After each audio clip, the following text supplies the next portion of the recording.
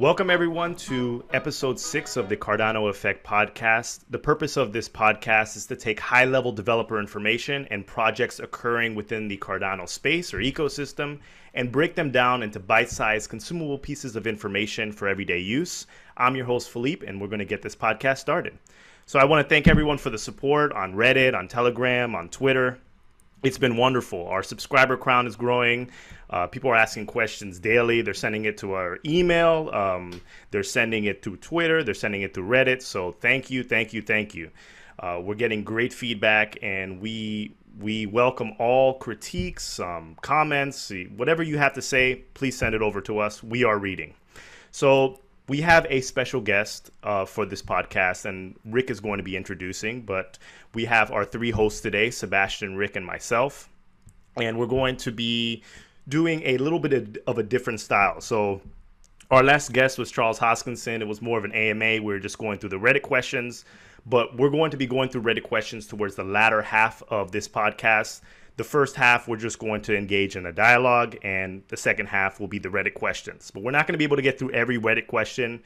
We're going to try to get through as many as we can, and we'll see. We have an hour for this podcast, so we have to make the best for what time is allotted to us. So once again, just a reminder that nothing that we say on this podcast is financial advice or should be taken as such.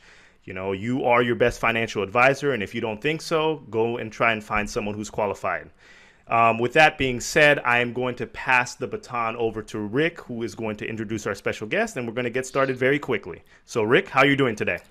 Hey, I'm doing great, Philippe. Good morning, and thank you for introducing the show. And what I'm going to do is introduce our special guest, Mr. John O'Connor of IOHK. He's the Director of African Operations at IOHK. He is formerly the Head of Strategy and Communications for the Foundation. And for the last couple of years, he's been spending a lot of time in Africa, going to different countries such as Rwanda and Ethiopia, speaking with leadership and government there. And he joins us today on the Cardano Effect. And thank you very much for that, John. So, John, how are you doing today? And feel free to tell us a little bit about yourself, sir. Yeah, I'm doing very well. First of all, thank you so much for having me. I think that this podcast is a great format to maybe have a bit more of a discussion about some of the work that's going on. So, yeah, I'm excited. All right. Well, I'm glad to have you aboard the program today. And is there a little bit you would like to tell us about yourself and how things are going in Africa? Absolutely. So I started this role as Director of African Operations at IOHK 8 or 9 months ago now. I was previously living in London when I was working for the foundation, but after many conversations with Charles over the time I was working with the foundation, we sort of carved out this idea that a huge amount of the value which Cardano could bring and that blockchain technology could bring was actually in Africa.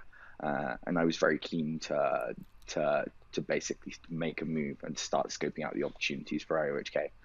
So 8 or 9 months ago, I moved to Ethiopia, where I currently am now. So excuse me if there's any internet interruptions, but I've been looking for opportunities, projects for IOHK, trying to do some education work with government ministers as well as the public about the benefits of cryptocurrency and blockchain. And yeah, really just trying to carve out a successful business for IOHK out here. All right. Well, that sounds really interesting, and I could understand that there could be some internet interruptions in certain areas. Yeah. So I was curious about something. There was a blog post that you wrote, a very interesting blog post that kind of sets the stage for the work being done in Africa, where you'd written about a friend of yours who her father had passed away, and they ran into some problems with keeping track of the real estate, and some other rent collector usurped the business there. Can you tell us about that story a little bit? Can you expand on that? Sure. Yeah, I was being a little coy when I wrote that, but the supposed friend was actually my mother. She inherited some properties from her father when he passed away, and that was here in Ethiopia. And what followed was the most bizarre, elongated court process, which went on for about 6 years, actually. So to lay out the story, what happened was that my grandfather had purchased the land maybe 10 years before he passed away. When he did pass away, the person he purchased the land from heard about this, went to the property and started collecting rents, which were actually due to my family. The person also went and bribed the utilities company to change the records in the local townships to reflect that actually he'd been always paying the utility bills for this 10-year period, that there'd never been a change in the person listed under the utility.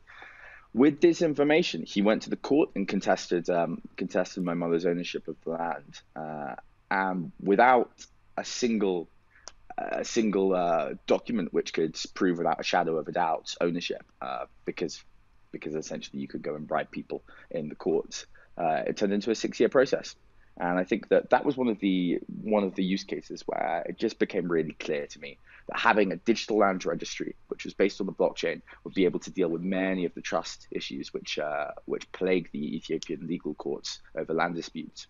That's interesting that the land can be recorded in a blockchain in some way. And what I'm used to using, I usually use latitudes and longitudes to mark positions on land, and I guess they're going to put the real estate. But I saw some of the research done by Long Finance, where the research papers were posted, and they found a way of storing latitude and longitude data, or where a piece of land is located, on the blockchain using smaller pieces of data or more compact ways of doing it. So I'm assuming sometime in the future there'll be technologies where that location of land can be recorded in the blockchain using these more compact and precise formats.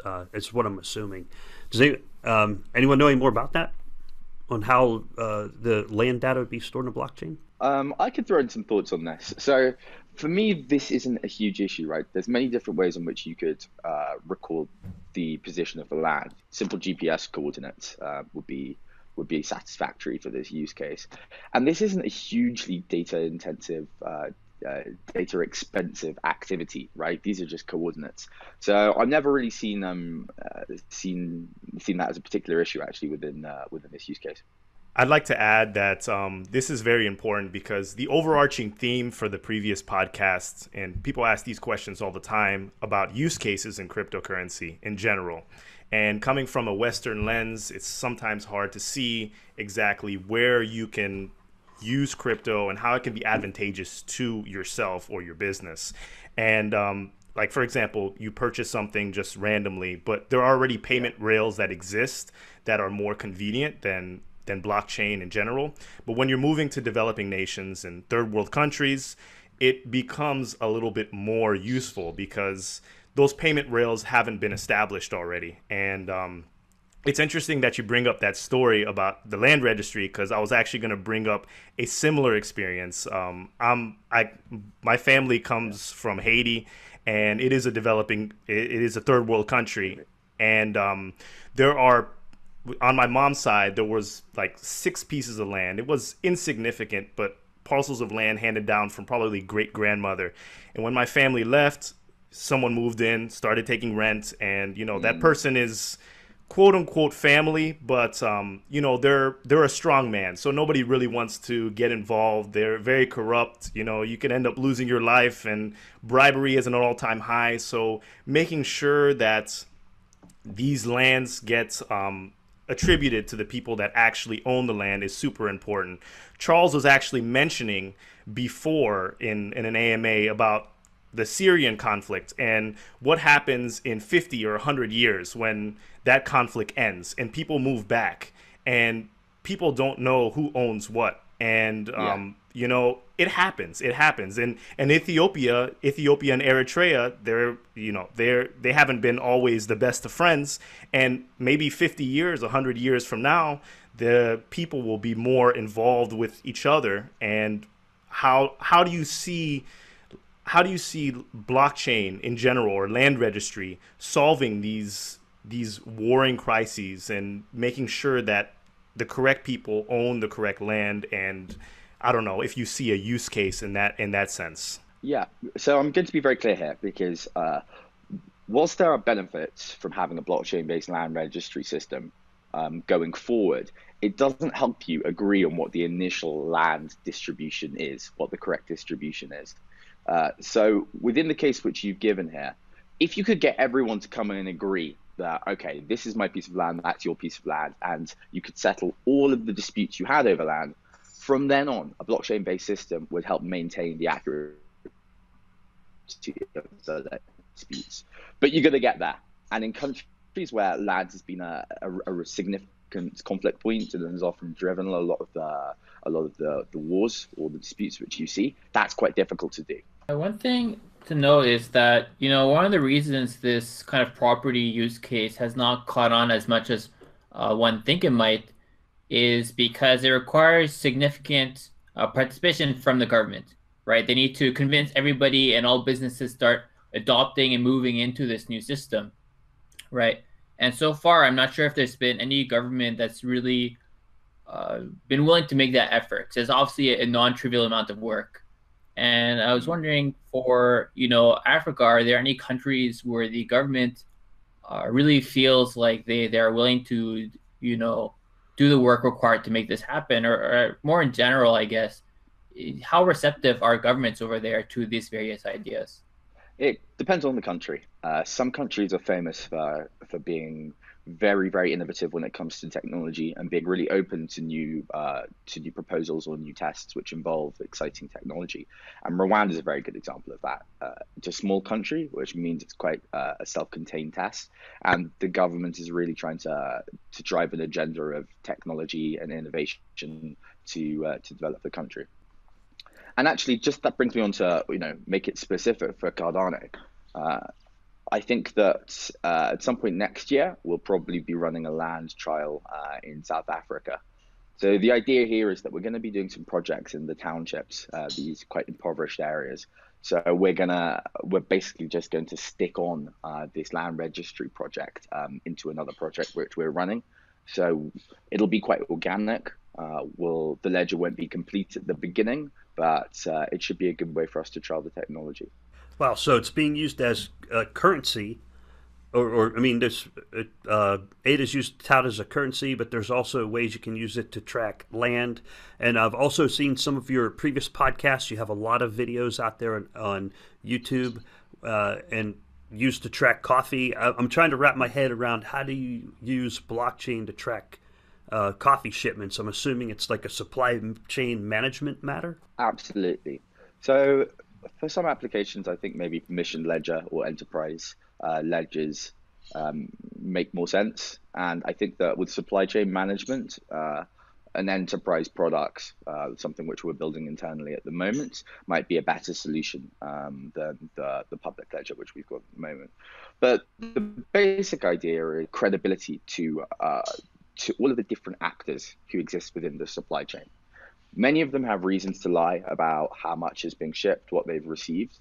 So by sticking onto a blockchain, you can increase the confidence for all of the other actors within the supply chain that everyone's behaving honestly. Oh, that's excellent. You just gave me a whole new perspective. I thought it would just be like a tracking, inventory, and accounting, but in the process, what you're doing is you're maintaining very accurate records by doing that.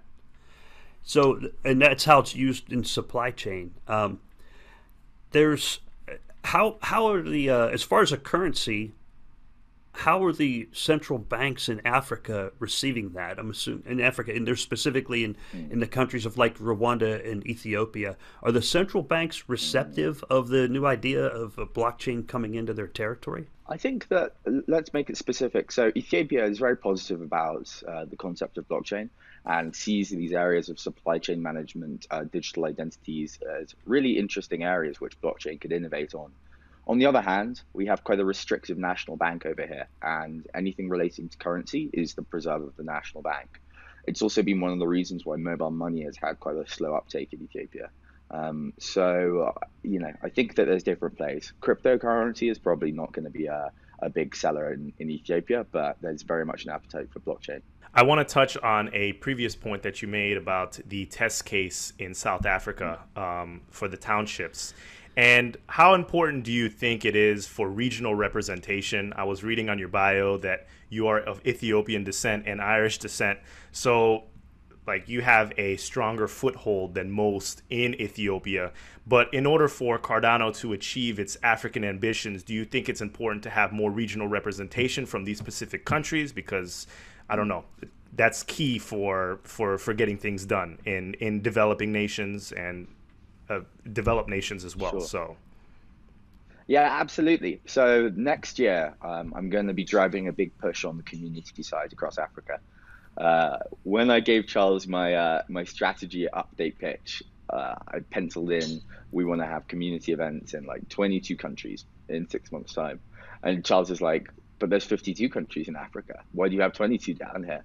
So Charles is quite keen on a big push, and so am I for that matter. So yeah, absolutely. I'd like to do a lot of community outreach next year, and to be able to identify local stakeholders who can help engage with the community.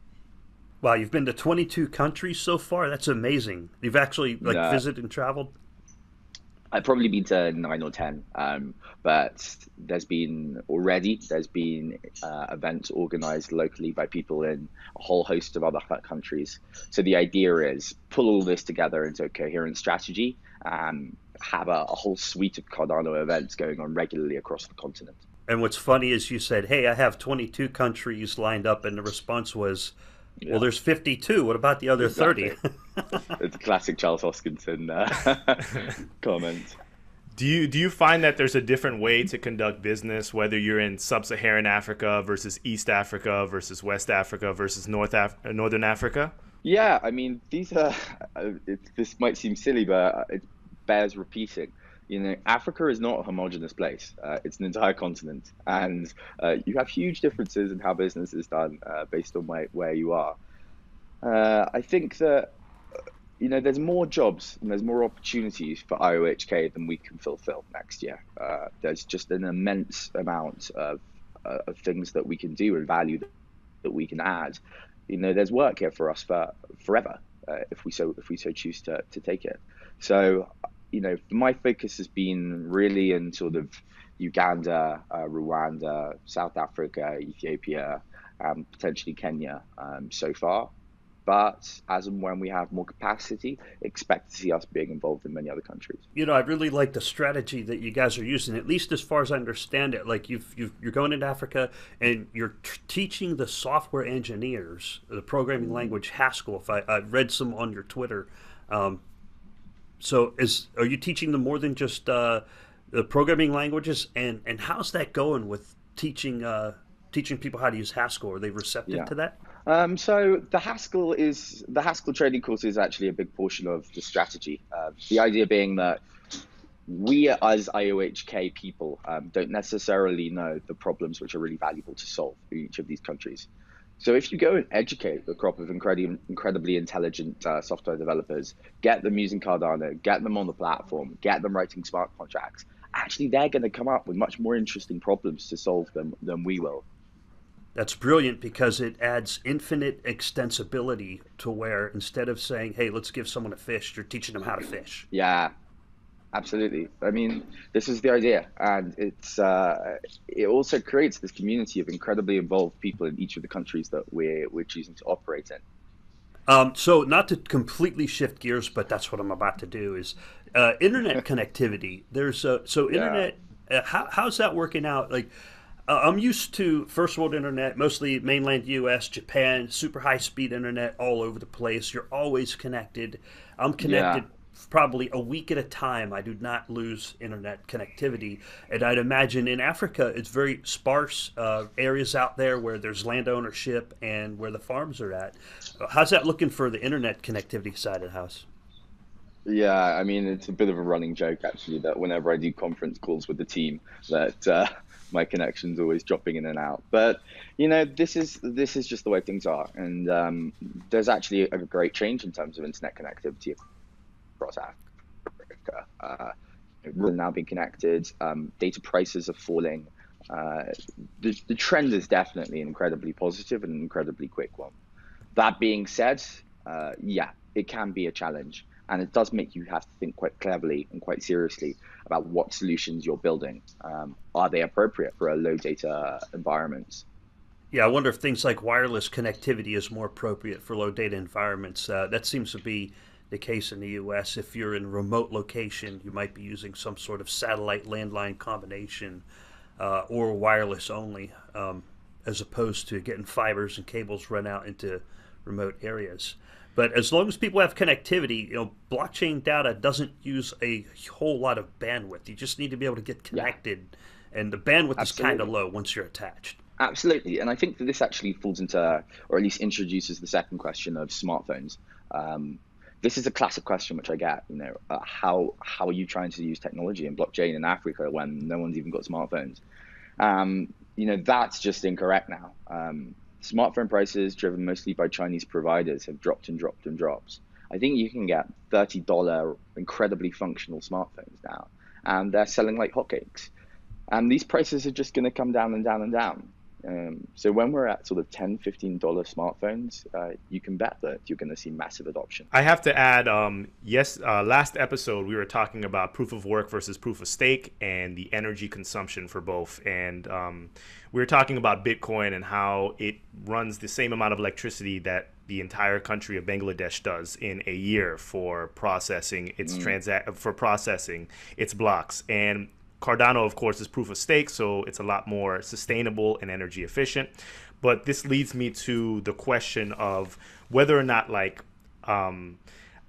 if you compare the country of Bangladesh to the country of Ethiopia, people per capita use about 5 times less electricity in Ethiopia than in Bangladesh. So the idea of having Bitcoin wasting all of this electricity is just it's just not sustainable. But moving to the technology side, how light does the client need to be in order to start supporting these smartphones? I mean, I know that Emergo released Yoroi and the clients are getting lighter and lighter and lighter, but how light do we need to get? My answer to that is as light as you possibly can. You'll see, it's very funny the way that people use data over here, they always switch off data services, even if it's like barely a kilobyte or a trickle of kilobytes, which are going out every few hours. There's a real nervousness about using data and a real awareness of when and how it is used. So I think that even in terms of just downloading an application, people are incredibly aware of how many megabytes it's going to take. So yeah, the lighter the better. So IOHK and a few other companies in the past have talked about kind of like a special hardware that would be able to do kind of like hardware wallets that would be able to do transactions without being connected to the internet. Yeah. Has there been any research on IOHK side or any partners on this topic, or? So this actually comes into the Reddit question, which I think someone asked, which is, Sirin Labs is creating a really high-end blockchain-enabled smartphone. Can we do anything in the $30 range for adoption across Africa? We haven't been working on this on the hardware side. I could see it being incredibly valuable if you could have a $30 smartphone which had all these technologies integrated. But this would have to be a very serious partnership. These devices are manufactured by huge Chinese manufacturers who create millions and millions and millions of these devices every day. So to add something new into the product would probably be quite a lengthy and difficult proposition. Interesting. I want to segue to another question that I was interested about. And I know this might be, you can answer it how you please, but what's your idea of a moon mission for Cardano? Like what kind of user rate or there's the population of Ethiopia is 100 million. I know it's hard to do back of the envelope calculations for something that's so in the beginning stages of technology, but what's your vision? How many people do you see adopting this, and what do you think it can do? I really do think the sky's the limit here. I get really, really excited by conversations about low orbit satellites. I think that can be an absolute game changer. My moon mission, if you could see a world maybe in sort of 5 or 6 years time, where you have low cost satellite receiver chips built into smartphones, and you have low orbit satellites which can do a global payment network for Cardano, I think that's where stuff gets really exciting. Instantaneous free transfers and transactions across anywhere in the continent or anywhere in the world. I think that's the point where you're like, okay, well, we've done something very special here. So that question kind of leads into what is the long-term strategy. It kind of answers what is the long-term strategy. But can you give us any insight on any more details about the long-term strategy for Yeah. IOHK in Africa? Yeah, absolutely. So next year for me is about community outreach. Some of the stuff that we discussed, finding the volunteers, finding people who can be great representatives of Cardano in each of their local countries. It's about training. This is the Haskell training course to be able to actually hire developers in each of these countries. It's about key flagship projects. I've got a few lined up, which I think will be quite exciting, which will really prove the value of the technology to both governments and people within the community. So I think that that's really what next year is about. If we do that well, then I think that we'll see a huge uptake of the technology just naturally from people who have businesses and who see the value and want to implement it into their own products. Wow, that's brilliant. So basically get the software engineers trained on how to implement the software. It'll be in their own code customized for the business cases in the countries local to Africa. And once they get the software up and running, then they'll start getting the technology out to the coffee farmers. Then it'll get the maybe land surveyors, and it sounds like it'll cause an expanding in business. As businesses can use that technology, they're going to need people to actually collect the data and put it into that ecosystem. So, I mean, long term, this is many years out that things are going to continue to grow on the Cardano technologies, basically. Is that about right? Absolutely. The way I sort of see my job is just sort of accelerating the curve. I hope that this stuff would happen anyway. I hope that in 3 or 4 years, if a government decides that it wants to do a digital land registry, they'll just be able to go online and find the tools that we've gone and built and be able to implement it themselves. At this stage, though, it's much more involved. I have to go and speak to governments. I have to educate them about what we can do. We have to build solutions. But if we're doing our job right, then we shouldn't have to do that going forward. That we'll just create the resources and create the tools for people to be able to go and leverage this themselves without me having to get involved.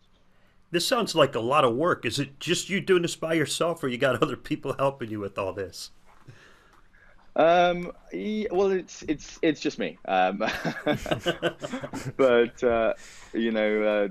going to be hiring some additional roles in this space over the next year. But you can do a lot of the conversations and you can set up a lot of opportunities. Where you have to really start hiring staff and where things get a bit heavier is on the implementation side, right? If we're going to go and implement a supply chain solution for clearing customs for the World Food Program, then we're going to need to have people on the ground who can go and do the training and explain to people how they can use this piece of technology. So yeah, I could see us having to hire more when we get into the implementation stage of some of the projects. Yeah. So I want to say, so I guess you're saying there's 2 steps, right?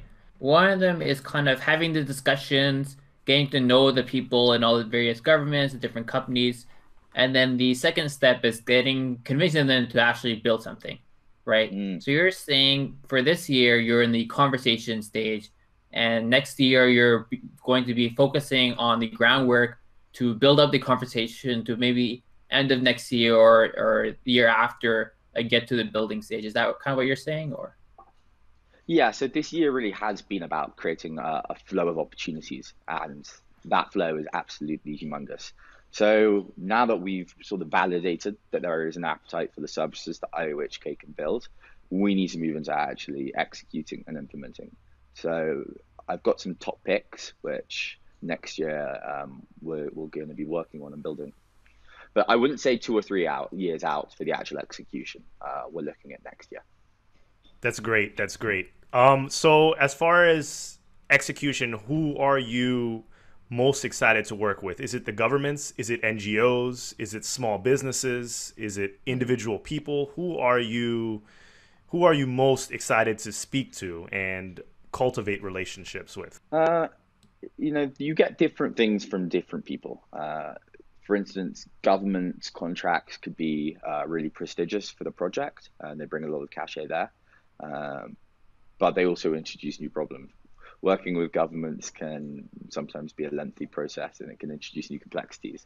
NGOs often have the same issues. They can be quite slow and unwieldy. But if I had to sort of say, who am I really excited by that I've been talking to currently?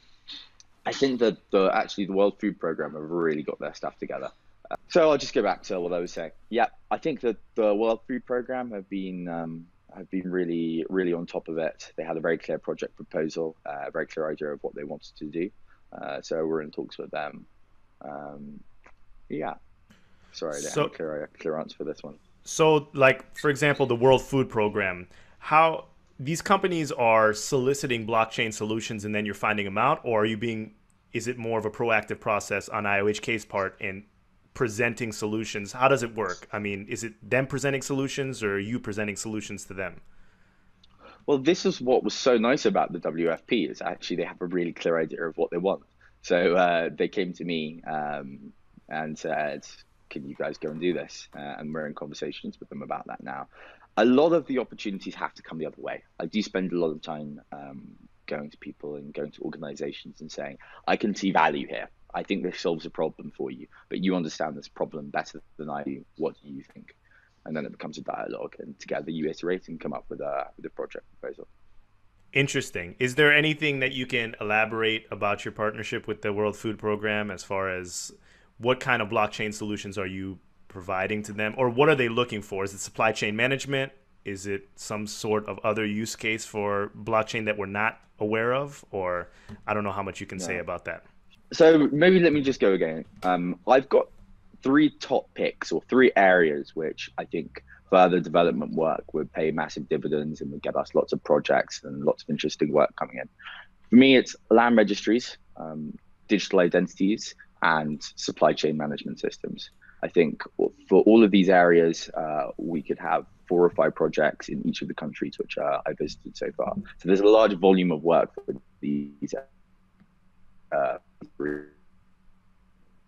program would come into the supply chain. Okay.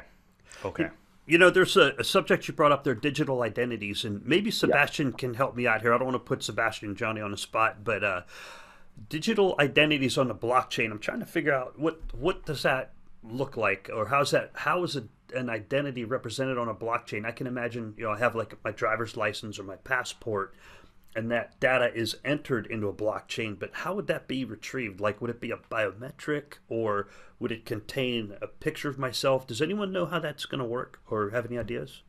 Yeah, I mean, there's a lot of ways you could do it, which is why there isn't really a standard.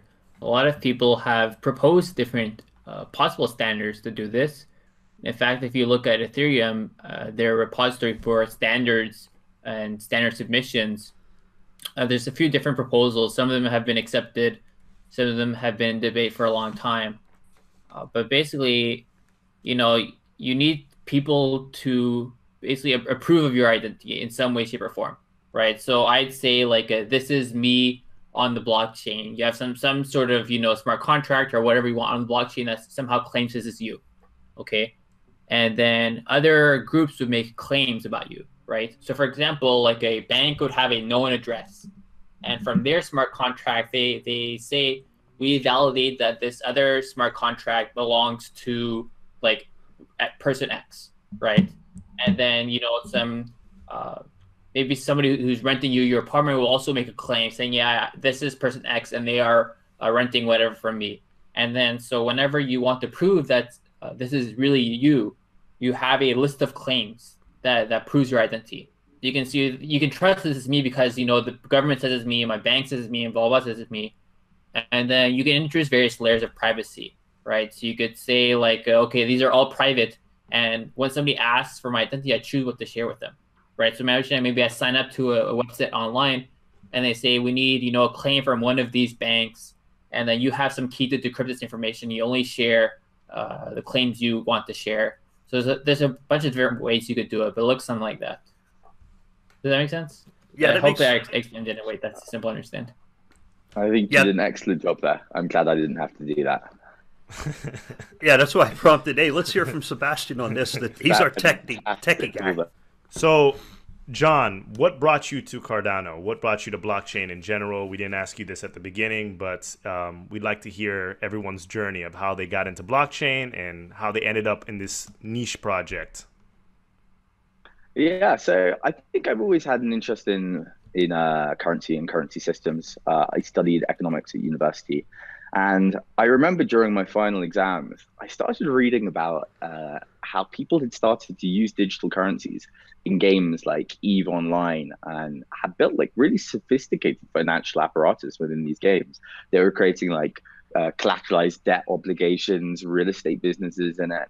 And what was really cool to me was that people were going up and setting up exchanges outside of the game to allow people to move from fiat into this digital token, which had theoretically no value since it was just within this game. But people were giving it a value and the market was ascribing it a value. So from there, I started reading about blockchain and sort of kept up with the developments. I was working in advertising technology and insurance technology in London when, this opportunity came up. I started hearing about, I had basically about Cardano when it was just at the very beginning. And the only information there was about it was some pretty nasty press about Charles from the Ethereum days. That was it. That was the only information I had about this team. But I went and I met them, and I watched this YouTube video of Charles talking in Bermuda at a TEDx talk there about what he thought the value of blockchain was and about how it was about financial inclusion and getting 3 billion people who have no access to financial instruments on board on this system. And that was it for me. I was like, yeah, this is it. This is what I want to work in. That's awesome. When was that? Around 2015? You've been doing this for over 3 years now? More than 2 at least? Yeah, more than 2. So what year are we in? Yeah, a couple of years ago. That's fascinating. Fascinating. Rick, we are getting to the latter half of this podcast, so maybe we can open it up to some Reddit questions and see how that goes. Okay, we'll do. That sounds good. Now, so far during the podcast, we have already answered a lot of Reddit questions because there's the interest from the audience and the interest among the hosts and Mr. John O'Connor is a lot of overlap. So we've already talked about the $50 phones. That was one of the questions on Reddit, and it looks like the goal is $30 phones, so that's a lot lower. There were some questions about the basically disconnected and intermittent internet availability in Africa and in various countries in Africa. So that was kind of touched on here. And you could tell also with the data feed coming from Africa that, there's an imperfect internet and there's solutions for that as well. So the Reddit questions, some that were already touched on from Reddit user Mr. Viggins. I don't know if it's a Mr. or Mrs. So Reddit user Viggins is what kind of time horizon is realistic before we see adoption of Cardano blockchain tech in Africa? Now, this is a speculative question. It's kind of hard to answer those. John has already mentioned during the podcast here that he sees it indefinite. It's an indefinite time frame. John, would you be willing to put any kind of number on that before you would Sure. describe adoption? It's kind of hard to define what adoption is, but go ahead and give it a shot. Absolutely. So next year, you're going to see adoption across a variety of different use cases. One of the things which I'm going to be doing is pushing to get ADA listed on the African exchanges, which will create more opportunities for people to be able to get in and out of the currency. But there'll be a number of applications which we're going to see launching next year. Okay, sounds good. And I don't mean to just roll through it, but we are getting later in the program. And the next question is from the Reddit user Eystein. We've already touched on some of these data points, but he said, could you talk about any IOHK projects in Ethiopia and if any progress is being made in the largest economy in East Africa by GDP? So we have touched on Ethiopia, but is there any other points you would like to make on the progress in Ethiopia? Yeah, so we'll be doing the coffee supply chain stuff about halfway through next year, maybe a little bit before then. I'm hoping that there's also going to be this WFP project, which is basically about tracking shipments as they come in from the port in Djibouti along through the distribution centers and their supply chain, and also simplifying some of the customs process, so some of the documentation process. I think that's also quite exciting and will be focused in Ethiopia. Yeah, wow, that sounds like a lot of work on a short timeline. All right. Another question from Reddit user Viggums. Which countries have been most receptive to working with IOHK, and what kind of opportunities exist within those countries? And so far you've been to like 9 different countries, so where have they been most receptive? I keep coming back to Rwanda, and I think it's because the government has a clear agenda for technology transformation. It's ingrained through all of their policies that technology is going to be an enabler to drive growth. So when you start these conversations with Rwandan, ministers or officials, you're already on the same page. There's no need to do that initial education hurdle about how you can bring value. That's awesome because then Rwanda can kind of like I call it lead by example. Other people could look to Rwanda and say, "Wow, they did it. They succeeded. Maybe we can try that too." That's incredible. The next question is from Reddit user Simon Michael. He asks a question, also touched on lightly here. How do you educate people in Africa about blockchain and Cardano? Which I've noticed you do a lot of videos. There have been a lot of videos on YouTube where Mr. O'Connor's talking to both government and private organizations. So I think we kind of already touched on that. And also, do you need to work on applications building from the businesses you are targeting too? The word used here was bespoke, but I think that means customize. So basically, do you need to customize applications for the businesses you are targeting? Yeah. So, for instance, some projects are really just about building a DApp. So, there's a gambling, basically a blockchain-based lottery, which we're looking at. And that's really just simply a DApp built on top of Cardano. So yeah, that development work has to happen. But the hope is that IOHK shouldn't be doing that development work. The actual companies which are trying to create these products will be able to go and get developers and have them write smart contracts in Marlow or Plutus or whatever we need next year. John, I wanted to ask you a quick question that came up to mind. I wanted to ask you this actually earlier. You said that Charles mentioned that, why don't we have like 54 meetups for all 54 countries in Africa? But in regards to working with governments, I know it's sometimes tough. And in the landscape of cryptocurrency, there are cryptocurrency bans by governments for certain countries. I was reading something earlier about Lesotho banning cryptocurrencies in general. Do you have a lot of African countries that are just opposed to cryptocurrency and have made them illegal? And how does that impede the progress for you reaching out to these nations? I think the first thing you have to realize is that this isn't a static game. That whilst the country may feel a bit nervous about cryptocurrencies about this very moment and this point in time, that doesn't mean that in 6 months or a year that there can't be a different picture. So I'll give you an example, which is in Uganda. There was a really major blockchain conference there organized by Kwame at the beginning of last year. And it brought a lot of press and a lot of attention, and the country started to get really excited by blockchain. And then the central bank governor basically got up in parliament and said, all these cryptocurrencies, they're all scams. It's a terrible idea. And was sort of politely just shooed away by the prime minister, who got up and was like, there. Because, it's a government, and some people within the government are very positive about adoption, and others can be more skeptical. And that's okay. You do the applications where there's demand. There's so much work to be done that we shouldn't be trying to sledgehammer this concept into every conversation. Interesting. And also,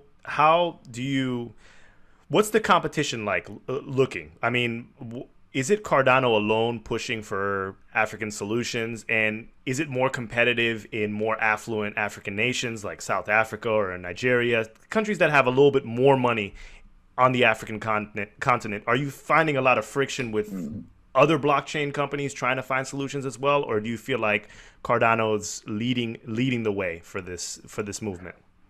Yeah, I mean, I'd love more competition in the, I think it's positive, right? This space is huge. There's so much room for everyone to operate. And I'd like Africa to be a bit more of a focus for blockchain companies.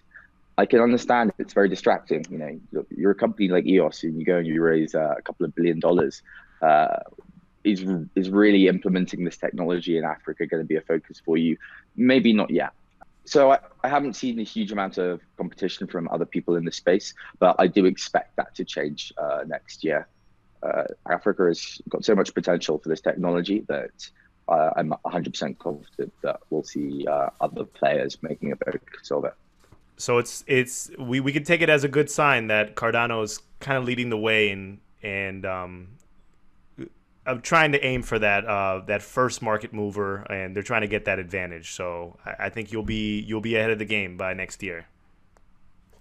Yeah, and I'm glad to see that the reach out to We're really well countries in Africa is early on in the blockchain process here that Cardano developed. Okay, so I think we've covered most of the Reddit questions here. There's a few more from Reddit user Bersinho. What is your 3 to 5 cents explaining to an African government official what blockchain is and what Cardano is? Or basically, the question is, how do you explain to government officials what blockchain is? Based on the videos I've seen, it seems like most of the government officials, when you go to speak at a conference, they pretty much already know what blockchain is. Yeah. It's like when I went for my first meeting here with Dr. Getterhan, the Minister of Science and Technology, I had a big pitch in my head about how I was going to explain blockchain technology and the value. But he already knew everything about it. He studied electrical engineering. He was the head of Addis Ababa's University for Technology, and he's got a PhD. So you can often be very surprised by the level of understanding. So that last question from the Reddit user Masood1888 was, what are the IOHK plans to replace local African economy and their old-fashioned banking systems with new blockchain-based banking and decentralized ones? Okay, so Africa has more digital wallets than anywhere else in the world. Once you take digital money and you start adding in programmable aspects to it, i.e. smart contract languages like Marlow, which you can build financial contracts in, then actually you've got the framework to create a new decentralized banking system. The current banking system, it's too expensive to onboard your Ethiopian farmer into Cardano. But with this lower cost version, which we'll build with blockchain systems and smart contracts, that won't be a problem. And I think it will offer new opportunities for financial inclusion.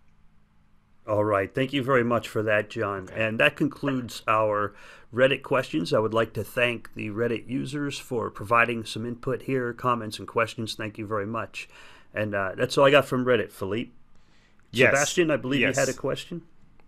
Yeah, I just want to ask. So, Africa has different countries that are speaking different languages, right? So some are speaking French, some have their own native languages, some have a mix.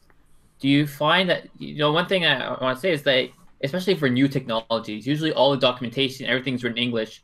So do you find that there's a difference in these governments and their understanding or their willingness to adopt the technology based on the language barriers?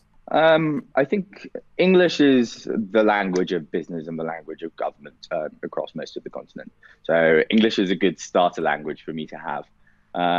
You are onto a point though. I think I found it much easier to be able to move quite quickly in Ethiopia with government based on the fact that I am half Ethiopian. I grew up in the UK. I've spent all of my life there, but it does count for something. You start talking to a government official and they find out that I'm half Ethiopian and a big smile will light up their face. And so, yeah, there is that aspect that having the right language or the right culture for who you're speaking to can increase engagement. Do you have to, when you're speaking with government officials, do you have to speak in Amharic or Oromo, or do you speak in English? Look at your knowledge there. You're just dropping in regions of Ethiopia. Well done. Yeah, I use English. My Amharic is little to non-existent. So we talk in English, and it's the language of government. Okay, perfect. Rick, you had some personal questions that you wanted to ask John, because I think we're going to wrap this interview up soon. Did I hear a question about what my craziest story is for my time so far? Yes. Yes, that was it. That was craziest stuff. Yeah, crazy stuff. I spent a couple of days in prison, which probably counts. So I was actually flying back to London from Ethiopia to be there for my sister giving birth to her second child. So I was cutting it quite fine. I had work to do, so I was going to get on the flight and arrive in London at maybe 3 p.m. and the baby was going to be born at like 5 p.m. But at the boarding gates, I had an additional security check where someone just basically comes up after I've done all of the x-rays and says, "Can we look in your bag, sir?" And unfortunately, I had 20,000 birr, which is, I don't know, maybe about $300, $400 of local currency in the bag. because I'd been doing business payments for the conference I just organized. And that didn't go down well. I wasn't aware of this at the time, but the limit in local currency which you can take out of the country is it's about $30. So before I knew it, I was in a detention cell in a detention facility and being asked to sort of sign a statement admitting to my guilt to knowingly and intentionally trying to smuggle money out of Ethiopia. And yeah, it all got very hectic. I missed my niece's birth, but very kindly the government officials that I was working with came over and helped explain that I wasn't a currency criminal. Did you have to call the embassy for help, or you were able to get out on your own recognizance? I mean, famously, embassies actually do nothing to help you. So I went more with the government officials that we were working with, and they just basically came over and helped explain the situation. Well, maybe you invented a new use case for blockchain, their criminal history on a blockchain. No, I'm just kidding. Don't do that. But that goes to the importance of, I mean, I'm sure there's a lot of people laundering money, of course, but there are a lot of people trying to bring money from one place to another on honest terms. So the use of a blockchain is very important here, because obviously people are stopping you at an airport for $300, which is a lot in local currency, but in relative, in general terms of speaking, it's not, carrying $30 across is not the biggest deal in the world, at least to me. I think that, these solutions are going to be needed for people moving forward. Yeah, to some people, $30 is not much, but in some countries, that's like a week's paycheck. So, of course. I mean, Charles was speaking about this whole idea of he had this use case of people bringing money in this country, in the United States, and they do a contract work, and they may not be they may not be Americans, but they're carrying money from across the border, and they have cash in their vehicle, and they're maybe unlawfully stopped by the police, and their assets are seized, and they can't bring that money back home, and they're trying to support their families. And I'm sure that this situation happens all over the world all the time, assets being seized. And I think that's probably another good use case, because like you said, $30 in different countries, it carries different weight.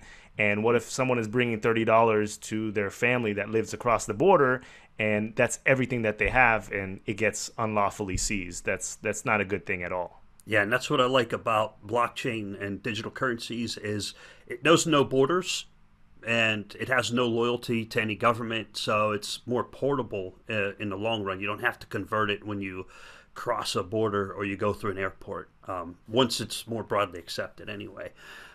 So how are we doing on time? Philippe, is it time to wrap up here? And we can wrap it up. I mean, we went probably for a little bit less than an hour, but we had a lot of technical difficulties, and Rick explained this before, that this podcast may be under an hour or just above an hour, but I think we're pretty much good to go.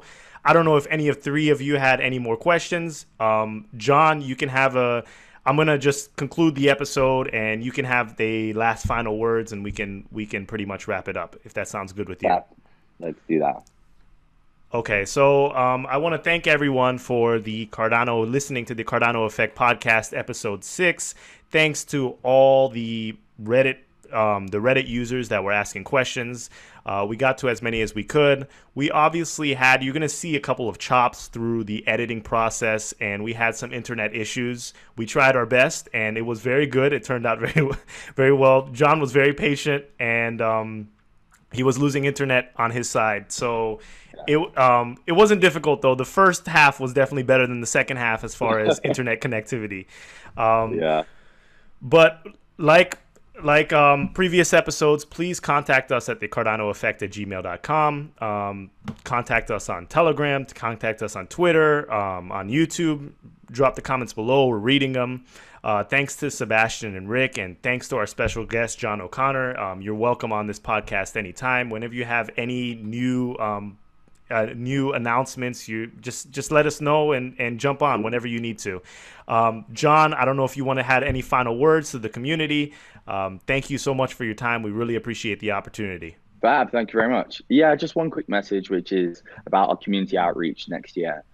If you're living in an African country and are a supporter of the Cardano project, then I'd be really interested in maybe working with you over organizing events in your country over the next year. And John, we're going to include whatever contact information that is needed for that. So thank you again for joining, and until the next time. Thanks Bye, very everyone. much. Bye. Thank you, John. Bye-bye.